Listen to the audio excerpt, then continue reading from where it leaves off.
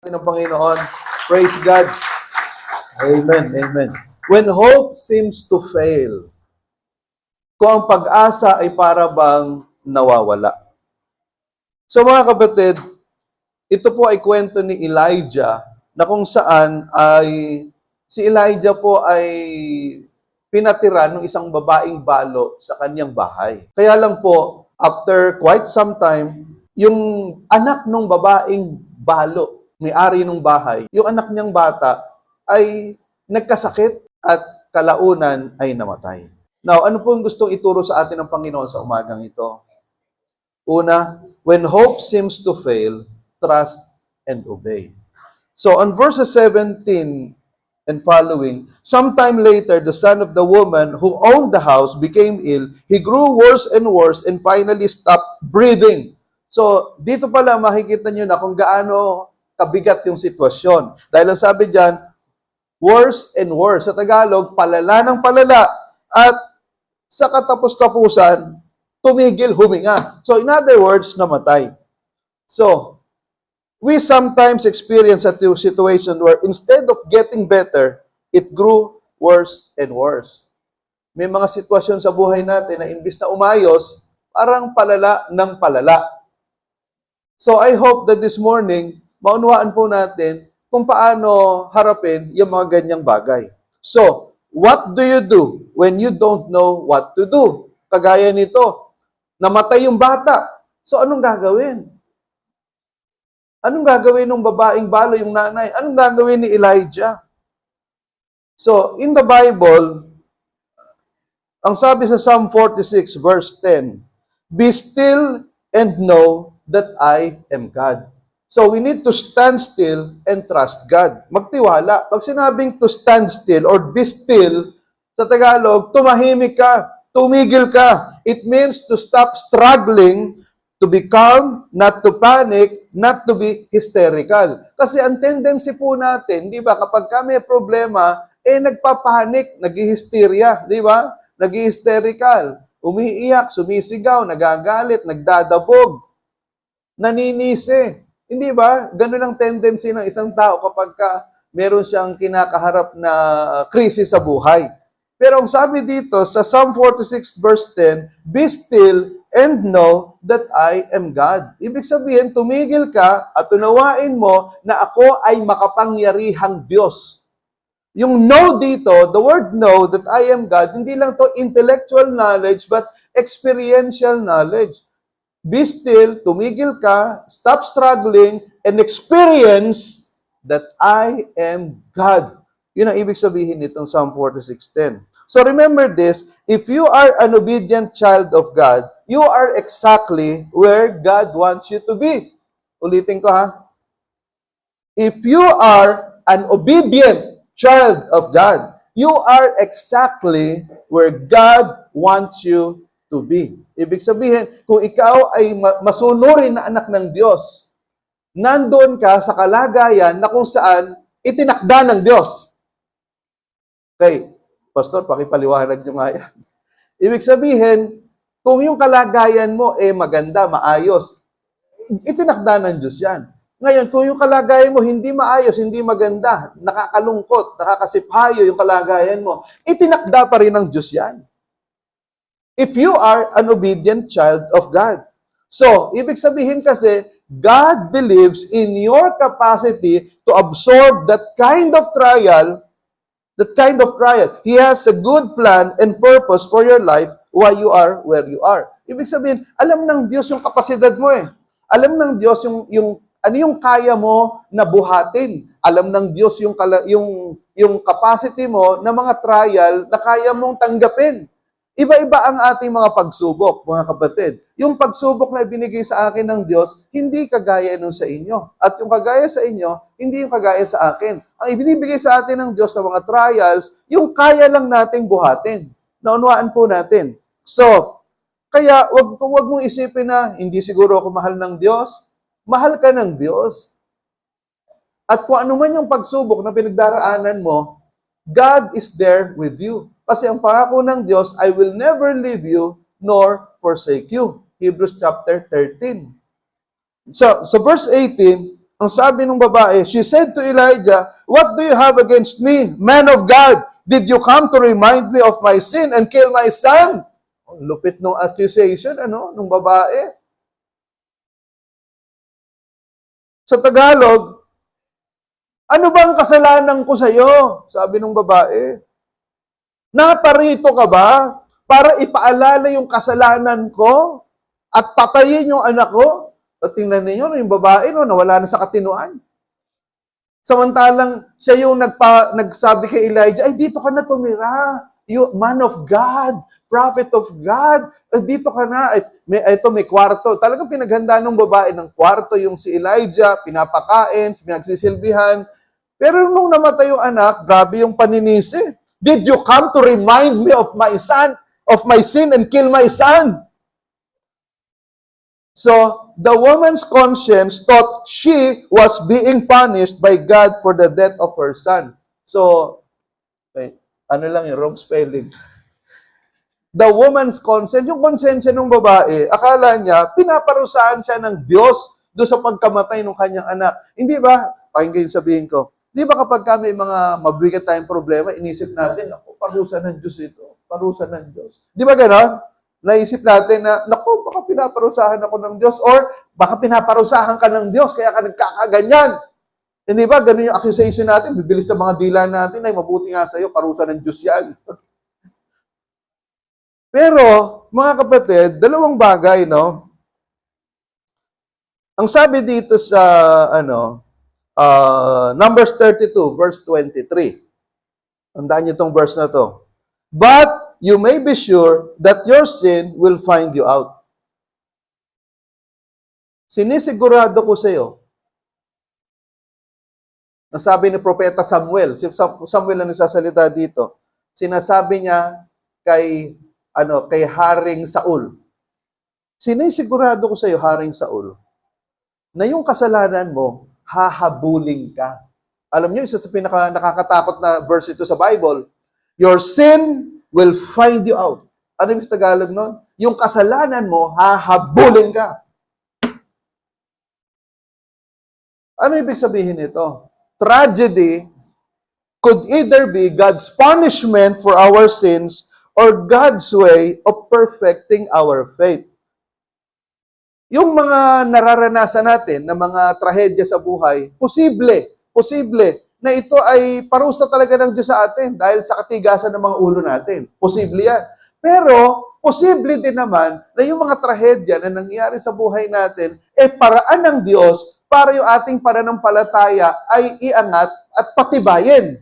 Naunawaan po natin. Halimbawa, 2 years ago, nung nagkaroon ng cancer si Pastora Malu, stage 4, na halos yung tingin ng mga doktor sa Fatima, hindi naaabutin to ng Pasko Parang 6 months to live Mabigat yung, nagtatanong ko sa Panginoon, ano bang, may kasalanan ba kami? May mabigat ba kaming kasalanan? Ako, may kasalanan ba ako bilang pastor? At yung asawa ko nagkaroon ng cancer? May mabigat bang kasalanan si Pastora Malu para magka-cancer siya? Si David, may mabigat bang kasalanan si David para magka-cancer yung nanay niya? So, yun mga tanong ko Pero, while I was praying during that time, sabi ko, Lord, kung may kasalanan po kami as a family, sabihin niyo po, hihingi po ako ng tawad. Pero walang pinaalala sa akin ng Panginoon. So, ibig sabihin, yung sitwasyon na yun, na nagka-cancer si Pastora Malu, na almost 6 months to live, that is God's way of perfecting our faith. Naunawaan po ninyo. At ngayon, kahit saan ako magsalita, pinagpapatotoo ko yun. How we survive that. Pero alam niyo, sabi ko nga, during that time na nagkikimo si Pastora Malu, ang series ng sermon ko kay Joseph. Pero hindi niyo mahalata, panoorin niyo yung mga sermon ko sa YouTube kay Joseph. Hindi niyo mahalata na ganun kabigat yung problema namin. In fact, ilan nga lang sa inyo nakakaalam na may cancer si Pastora Malu. Hindi namin talaga sinabi. At hindi ko broadcast. So, kaya mga kapatid, yung mga trahedya sa buhay, it's either a punishment of God, baka may malaking kang kasalanan talaga. Baka may disobedience ka talaga. Baka may matindi kang atraso sa Lord. Ipag-pray mo yan. Kung wala naman, that is God's way of perfecting your faith. Now, when tragedy strikes, pray and persevere. So, ang sabi dun sa verse 19, ito na nga, dumating na si Elijah, inaakyusan yung babae na, kaya ka ba naparito para paalala yung kasalanan ko? At patayin yung anak ko? Ang sabi ni Elijah sa verse 19, give me your son.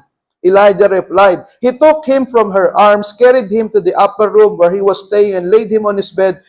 Verse 20, then he cried out to the Lord, O Lord my God, have you brought tragedy also upon this widow I'm staying with by causing her son to die? Tingnan niyo yung prayer ni Elijah, malupit eh.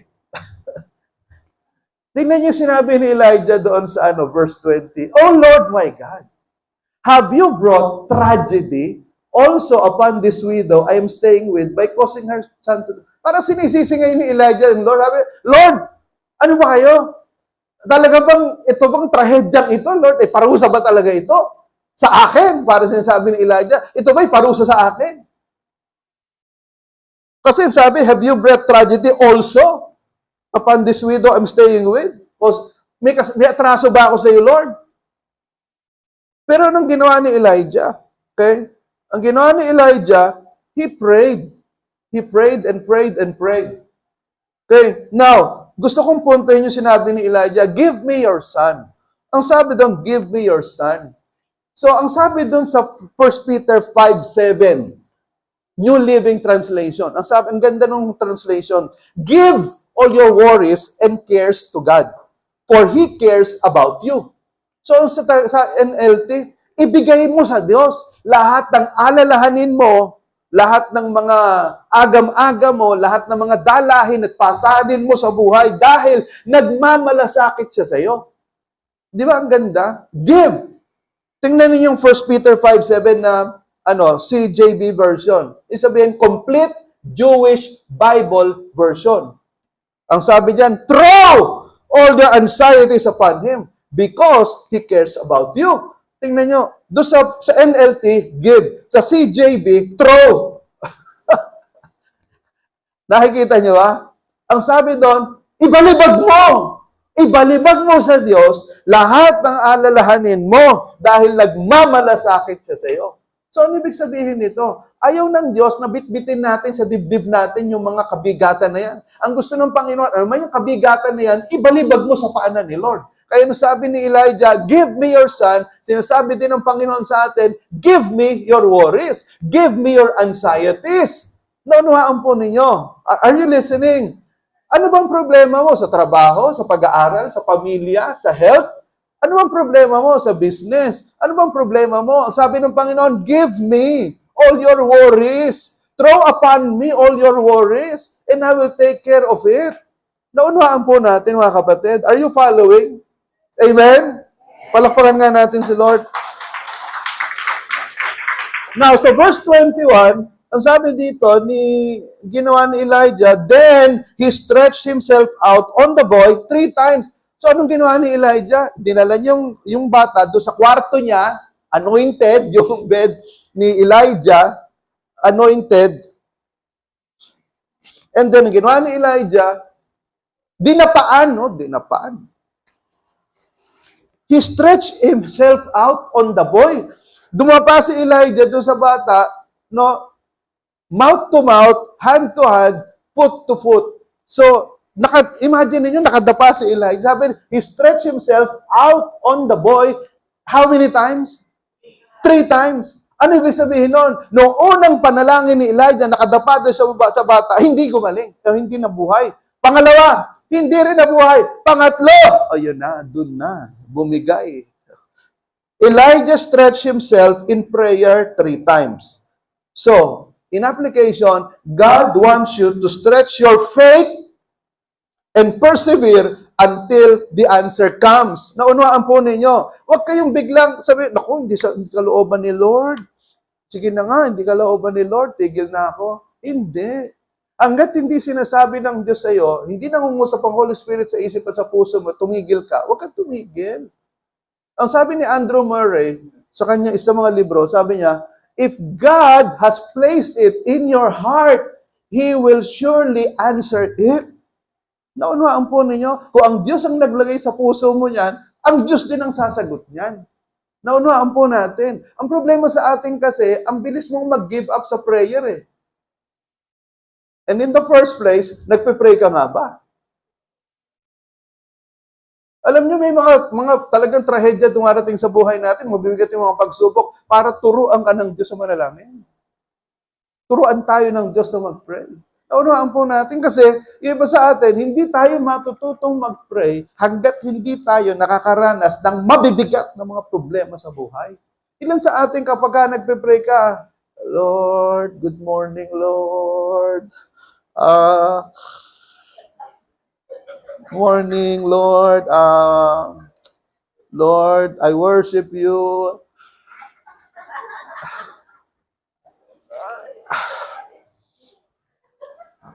Hallelujah, Lord. Ilan sa atin yung, Lord, Lord, ano nga pala, Lord? May exam nga po pala kami. Lord, thank you, Lord, thank you. Sige po, bye. Ilan sa atin ganun mag-pray. Pero kapag ka mabibigat ang problema, kahit puyat ka, Lord, maawa po kayo, Lord. Hindi po ako gagraduate, Lord. Lord, maawa po kayo.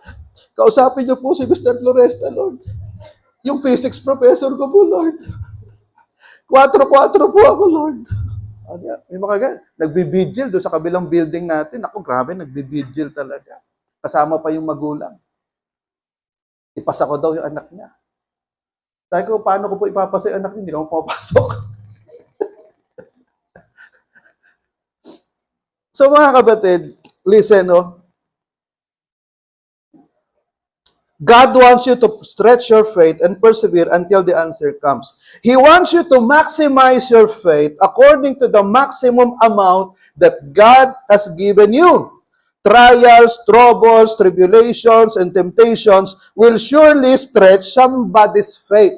So, gusto ni Lord, i-stretch mo yung faith mo.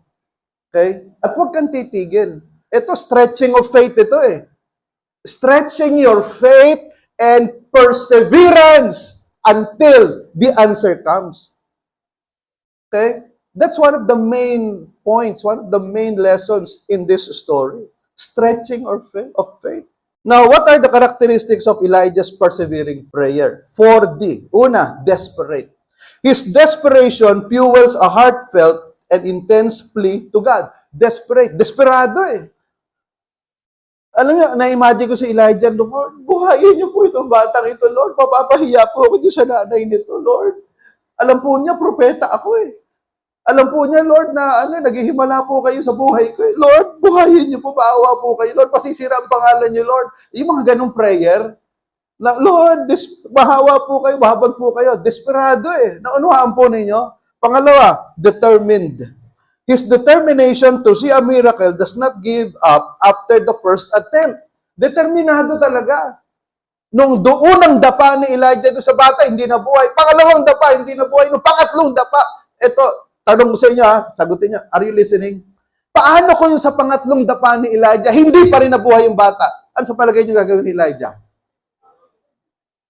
Titigil? O dadapa uli?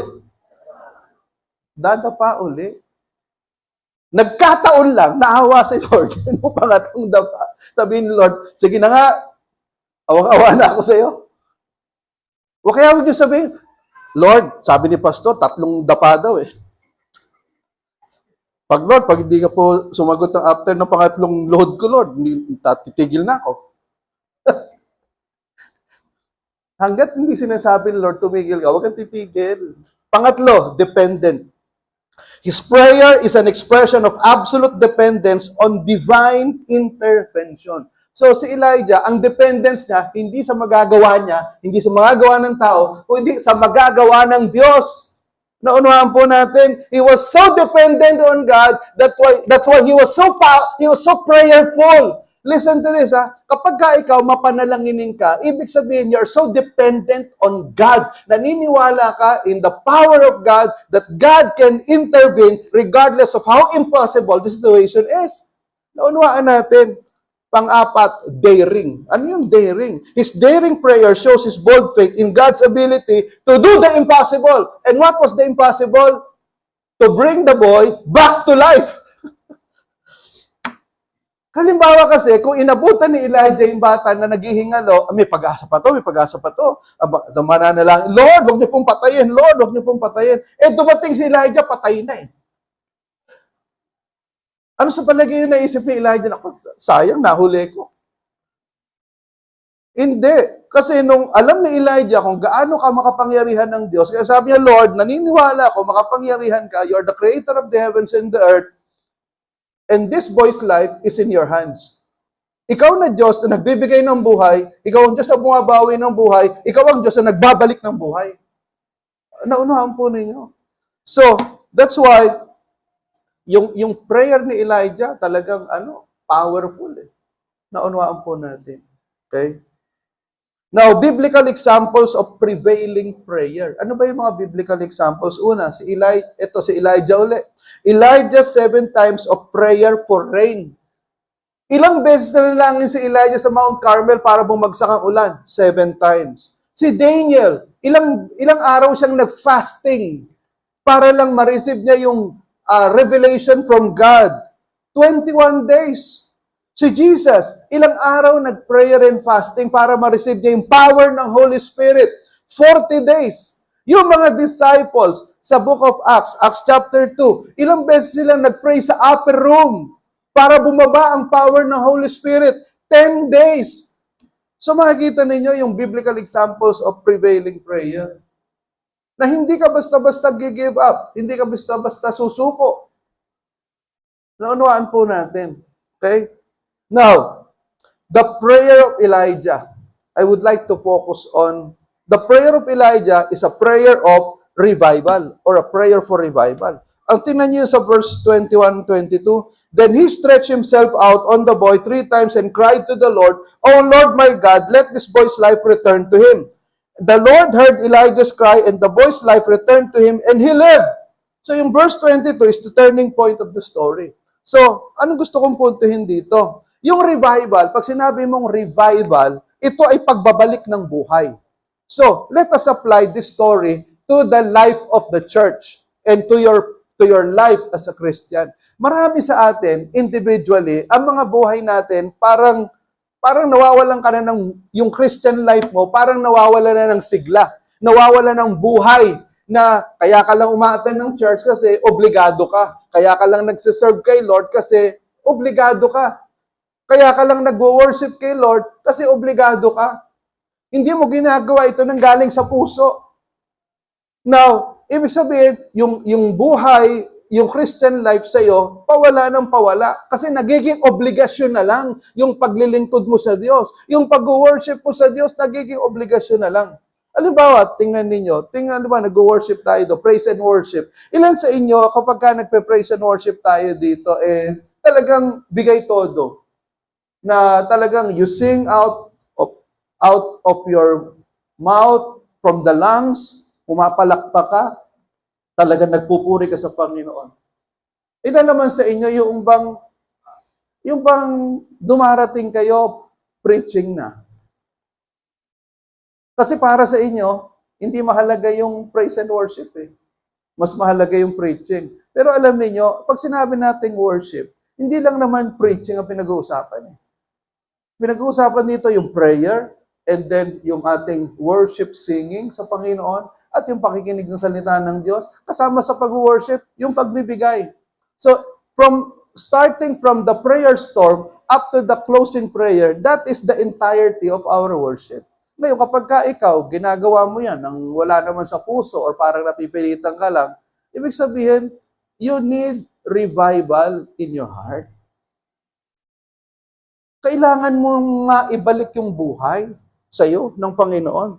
Now, the story of the boy's resurrection is a story of revival for the church. Ang sabi doon sa verse 17, he grew worse and worse and finally stopped breathing. So may mga simbahan na imbes na umayos, nagiging the church grew worse and worse until the church died. Ang dami na po mga Christian churches all over the world na nagsara, nag-close down. Ang dami mga pastor nag-give up sa ministry. Nakakalungkot po yan. Now, what the church needs today to have a revival. Basahin nga natin. 1, 2, 3. What the church needs today to have a revival is not more or better strategies, not new organizations or more preachings and teachings, but men whom the Holy Spirit can use, men and women of prayer, men and women mighty in prayer who will not let go of God until He grants their petitions for the wind of revival to blow upon the church. So in Tagalog, ang kailangan ng simbahan para magkaroon ng buhay, ma-revive, hindi yung dami ng ginagawa na mga strategy or hindi yung more preaching, more teaching. Ang kailangan ng simbahan natin para mabuhay tayo yung mga babae at lalaki na talagang maluluhod, mananalangin sa Panginoon. Mga men and women mighty in prayer. Mahalaga po yan. Alam niyo, the number one key to revival is prayer. Kung gusto mong ma-revive ang buhay mo, ma-revive yung Christian life mo, you need to pray. Gusto mong ma-revive yung pamilya mo, yung asawa mo, yung anak mo, yung magulang mo, gusto mo talagang ma-revive yung kanilang faith, you need to pray for them. You need to kneel down. You need to spend more time in prayer. Naunawaan po natin mga kapatid. Okay? So, nakakalungkot lang talaga na marami talaga mga anak ng Diyos pabaya. Pabaya sa pananalangin, pabaya sa kanilang relasyon sa Panginoon. So what is a revived Christian life? A revived Christian life is having all of the following. Okay, pakinggan po ninyo ha. Number 1, a greater desire to be holy. Pangalawa, a greater desire to pray. Pangatlo, a greater desire to study the Bible. A greater desire to serve the Lord, a greater desire to share the gospel, a greater desire to obey the commands of the Lord, a greater desire to please the Lord in all that you do. Ito po yung, this is what a revived life is all about. Naunawaan po natin. So, at tayo, gusto ng Panginoon, mabuhay tayo with a revived spirit. Listen to this. Pakinggan niyo po yung sabihin ko. Listen. We cannot win the world for the Lord if the people in the church are not revived. You cannot win your family for the Lord if you yourself is not revived. Naunawaan po ninyo. Ito na lang tanungin sarili nyo. Bakit yung iba, ang tagal-tagal niyo na ma-attend dito, pero hindi niyo maisama yung pamilya niyo? Pastor, tigas kasi ng mga ulo hindi yun that's not the answer. Baka ikaw matigas ang ulo. Ikaw ang hindi ka marunong sumunod. Kasi if you are living a revived Christian life, mararamdaman niya ng pamilya mo Mararamdaman niya ng mga kaklase mo Mararamdaman niya ng mga office mates mo And many of them will want what you have. Naunawaan po natin. Alam niyo kung if only half of us will live a revived Christian life, hindi natin kailangan yung 40-day challenge na yan. Hindi natin kailangan yung mga conquest consolidation na yan. Bakit? It will be natural for us to win souls and make disciples. Naunawaan po ninyo. What are the theological truths that make prayer effective and powerful? Ito yung mga dapat nating matutunan. Ano ba yung mga theologikang katotohanan na dapat nating matutunan dito sa kwentong ito? Una, The total sovereignty of God. Ano ibig sabihin ng sovereignty? Yung nakapangyayaring kapangyarihan ng Diyos. Nung binuhay ng Diyos, itong batang ito, makikita natin doon, the total sovereignty of God. Pangalawa, the tenderness of God. Yung pagiging maamo ng Diyos. Nung binuhay niya itong batang ito, ibig sabihin, makikita nyo doon yung tenderness ng Diyos, yung pagiging maamo ng Diyos, yung pagiging maawain ng Diyos dito sa babaeng balo na namatayan ng anak. At yung pagtugon niya sa panalangin ni Elijah, makikita natin the tenderness of God. Pangatlo, the tenacity in prayer. Pag sinabi nating tenacity, yung pagiging masidhi sa pananalangin. Yung panalangin na hindi ka titigil hanggat hindi mo nakukuha yung gusto mo. Pang-apat, transcending boundaries. Ibig sabihin ng transcending, lumalagpas ka doon sa hangganan. Ano ibig sabihin nito? Yung babaeng balo, hindi siya Israelita.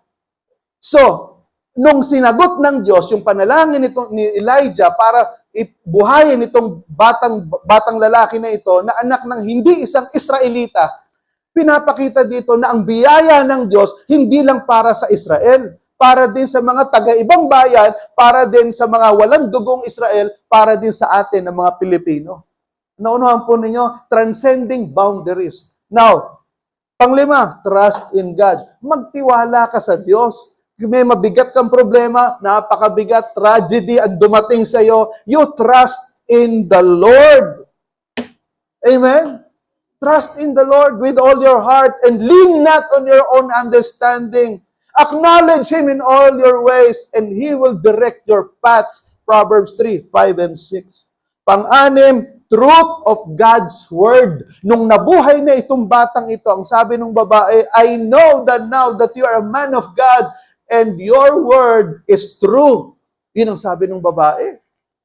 Naniniwala na ako na protekta ka ng Diyos at yung salita mo ay totoo. No, nung nabuhay yung batang lalaki, pinapakita dito yung katotohanan ng mga ipinapangaral ni Elijah. So, these are the theological truths that make prayer effective and powerful. Palakpakan nga natin ang Panginoon. Praise God. So, life principle. In life principle, every trial, every trouble, every temptation is designed by God to stretch our faith in order to make us better, to make us stronger, to take us deeper and closer to God. All for His greater glory. Okay? So, ano sabihin? Bawat pagsubok, bawat problema, bawat tukso ay dinisenyo ng Diyos para banatin yung ating pananampalataya, gawin tayong mas mahusay, mas malakas, at mas malalim, at mas malapit sa Diyos para sa Kanyang kaluwalhatian. Amen? Amen. Praise God. Palakpakan natin ng Lord. Amen. So, in conclusion, ang ganda nitong verse na to, one of my most favorite verses of all. Ang sabi ito sa Ephesians 3:20-21, now to Him who is able to do exceedingly, abundantly, all that we ask or think, according to the power that works in us. To Him be glory in the church by Christ Jesus to all generations forever and ever. Amen. Grabe, lupit nito. Alam niyo ibig sabihin nito? Sa Kanya, sa Diyos na makagagawa ng higit sa ating inaasahan. Alam niyo, kahit sinong English teacher ang tanongin ninyo, this is what you call redundancy. Ibig sabihin, wrong grammar to eh. Kasi ginamitan na nga exceedingly, abundantly, above all pa. Naunuhan po ninyo? Pero anong gustong sabihin dito ni Apostol Pablo? Hindi kasi kayang i-contain sa mga salita yung pagkakilala ni Apostol Pablo sa Diyos. Kaya gumamit siya ng mga talagang superlatives, mga words na talagang sobra, super, exceedingly, abundantly, above all that we can ask or think, according to the power that works in us. To God be the glory in the church by Christ Jesus. Why? Because all the blessings in this world are in the name of the Lord Jesus Christ. Throughout all generations, forever and ever. Amen. Ano ibig sabihin nito? God can do the impossible. Nothing is too difficult for God. Whatever tragedy you have experienced or experiencing, God has an answer to that. God is the answer to your tragedy. Amen? Palakpakan natin ang Panginoon. Hallelujah. Let us pray.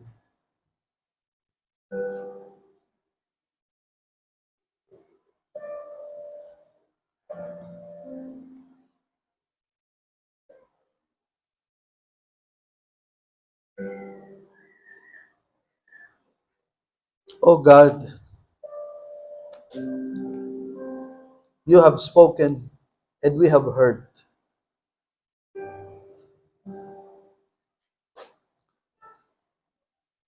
Dalangin namin, Panginoon, ano man po yung problema, pagsubok, trahedya na meron kami, tulungan mo kami, Lord, na mapagtagumpayan ang lahat ng ito.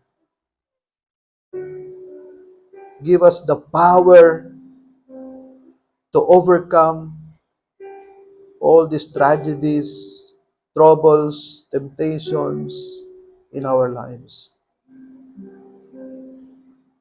Mahabag po kayo, Panginoon. Kung paano po kayong pumilos sa buhay ni Elijah at nitong babaeng balo na binuhay mo, Lord, yung namatay na anak.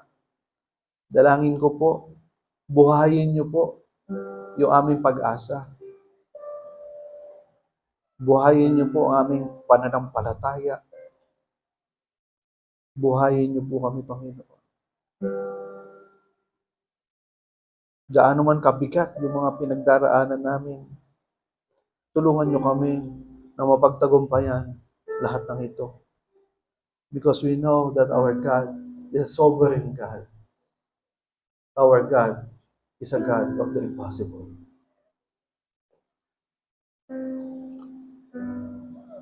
Mga kapatid, I would like to offer a short prayer. Sino man sa atin dito, meron kang mabigat na problema, pinagdaraanan, you are under fire right now. Or you are walking through the fire right now. There is a tragedy in your life. You are in deep trouble right now. I would like to pray for you. At the count of 3, I want you to stand up. Kung sino man yung gustong maipanalangin, you are experiencing deep troubles, you are experiencing some kind of tragedy in your life. At the count of 3, if you think this message is for you, nangusap ang Diyos sa iyo, na para sa akin yung mensahe na yan, Pastor, please pray for me. So, I want to pray for you. At the count of 3, I invite you to stand up and we will pray. Sige po. 1, 2, 3.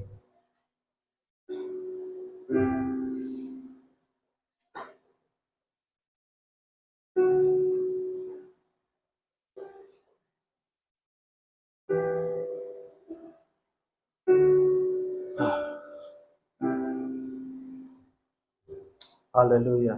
Lord Jesus, you can see these people standing before you right now. O Panginoon, Ikaw po nakakabasa ng kanilang puso. Ikaw ang nakakaalam ng kanilang kaisipan. Lord, Ikaw ang nakakaunawa ng mga pangyayari sa kanilang buhay. Oh God, I pray in the name of Jesus, Lord, these people standing before you. O Panginoon, you know them all. Kilala mo ito, mga taong ito, Panginoon. Lahat ng sekreto nila, alam po ninyo.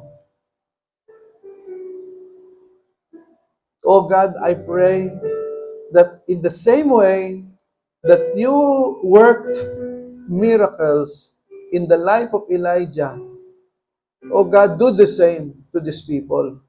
Kung paano mong tinulungan itong babaeng balo, binuhay mo yung kanyang namatay na anak. O Panginoon, I pray, God, that you do a miracle in the lives of these people standing before you. Panginoon, mahabag po kayo, maawa po kayo. We appeal to your tender mercies, O God. We appeal to your tender mercies. Let there be grace and mercy in this place from the throne of the Father.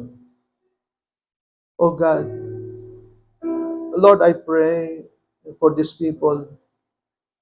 Maghimala po kayo. Maghimala po kayo. Salamat po, Panginoon. Thank you, Jesus. I pray that this week, they will experience that miracle. I know, God, that you are neither late nor ahead. You are always on time. Thank you, Father. In Jesus' most powerful name, this is our prayer. Amen and amen and amen. Praise God. Palapakan natin ang Panginoon. Purihin ang Diyos.